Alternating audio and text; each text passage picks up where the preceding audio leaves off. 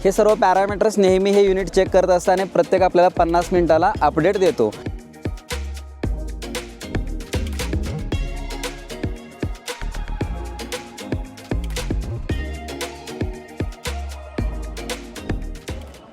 मित्रांनो नमस्कार। कृषक 2026मध्ये आपण उभे आहोत फायलोच्या स्टॉलवरती आणि फायलोच्या स्टॉलवरती आपल्याला आज 2 प्रोडक्ट बघायला मिळणार आहेत।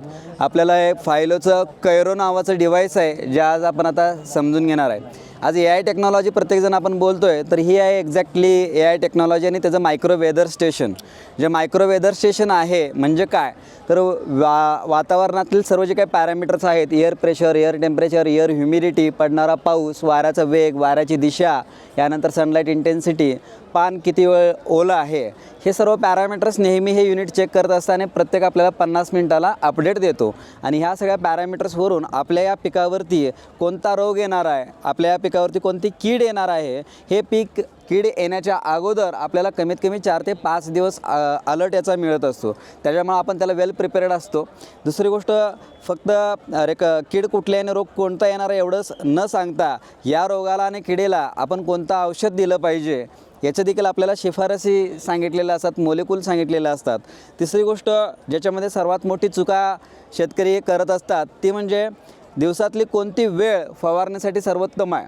कारण ज्यावेळी तापमान योग्य असेल, आर्द्रता योग्य असेल, वाऱ्याचा जो काय फ्लो आहे, वाऱ्याचा जो काय वेग आहे तो योग्य असेल, पान कोरडा असेल तर हा दिवसातला सर्वोत्तम वेळ तुम्हाला सांगितला जातो की यावेळी जर तुम्ही फवारणी केला तर तुमची फवारणी ही सर्वोत्तम चांगली होईल आणि फवारणी तुमची वेस्ट नाही होणार। हा झाला आपला अबाव द पार्ट कैरोचा। कैरोमध्ये जे काही जमिनीमध्ये जे सेन्सर जातात ते आपल्याला पाणी किती वेळ द्यायला लागणार आहे। आज आपण ड्रिप केलेलं आहे मित्रांनो, मागल्या 30-40 वर्षापासून ड्रिप आलं आहे, पण आपण ड्रिपला किती वेळ पाणी द्यायचं आहे, 15 मिनटं द्यायचं आहे, अर्धा तास का 1 तास, याच्यामध्ये नेहमी कन्फ्युजन असतं। डाळिंबासारख्या पिकाचं उदाहरण घेतलं तर थोडंसं पाणी जरी जास्त झालं तर डाळिंबाला मरसारखे रोग जे काही येतात आणि ज्यांना पूर्ण खूप मोठं नुकसान होत असतं। त्याच्यामध्ये कारणीभूत फक्त पाणी व्यवस्थापन असतं आणि इतर प्रत्येक पिकाला देखील पाणी व्यवस्थापन तितकंच महत्त्वाचं आहे। तर आपल्याला हे युनिट जे काय आहे हे पाणी किती वेळ द्यायला पाहिजे, जमिनीच्या प्रकारानुसार एकदा पाणी दिल्यानंतर परत आपण कधी पाणी द्यायला पाहिजे हे युनिट आपल्याला सांगत असतं। या टोटल सेटअपची किंमत जर आपण बघायला गेलं तर हे सर्वसाधारण 35,000 रुपयापर्यंत याची किंमत जाते। 2 वर्षाची वॉरंटी याला, वॉरंटी पिरियडमध्ये तुम्हाला 1 रुपया याच्याकडून कंपनीकडून घेतला जाणार नाही सर्व्हिससाठी। यानंतर रिचार्जची सिस्टम आहे। या युनिटचा रिचार्ज जो काय आहे 1 वर्ष याला रिचार्ज फ्री आहे आणि नेक्स्ट इयरपासून तुम्हाला सर्वसाधारण 500 रुपये रिचार्ज एका महिन्यासाठी करावा लागतो। आणि याचा जो रेडियस आहे कंट्रोल एरिया हा सर्वसाधारण 1.5 किलोमीटरचा एरिया कवर करतो। पण तुम्हाला याच्यामध्ये नेक्स्ट प्लॉट्स जे ॲड ऑन करायचे असतील, आज मी इथं वांग्याच्या पिकामध्ये हे बसवलं आहे आणि बाजूला टोमॅटोचा प्लॉट आहे, तो मला जर याच्या अंडर आणायचा असेल तर याला मला पाण्याचं जे काही युनिट आहे 7,000पासून ज्या युनिटची किंमत आहे हे युनिट मला त्या प्लॉटमध्ये टाकावं लागेल। आणि हे युनिट सेपरेट घेण्यासाठी हे 7,000पासून अवेलेबल आहे।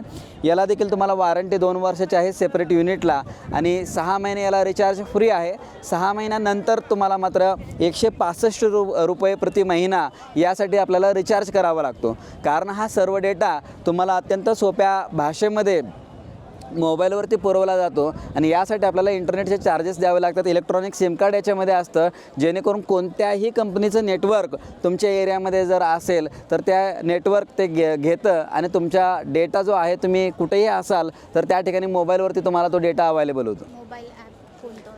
मोबाईल फायलो ॲप हे आपल्या मोबाईलवरती डाउनलोड करून घ्यायला सांगितलं जातं। आपली टीम डाउनलोड करून देते आणि याच्यामध्ये शिक्षणाची फार मोठी गरज नाही लागत। यामध्ये कलर कोडिंग सिम्पल दिलेले आहेत। फॉर एक्झाम्पल जर आपल्याला मॉइश्चरचं जर घेतला तर एक घड्याळासारखं युनिट जे आहे समोर तुम्हाला या ठिकाणी पलीकडे हे दिसतं, जर आपल्याला बघायचं असेल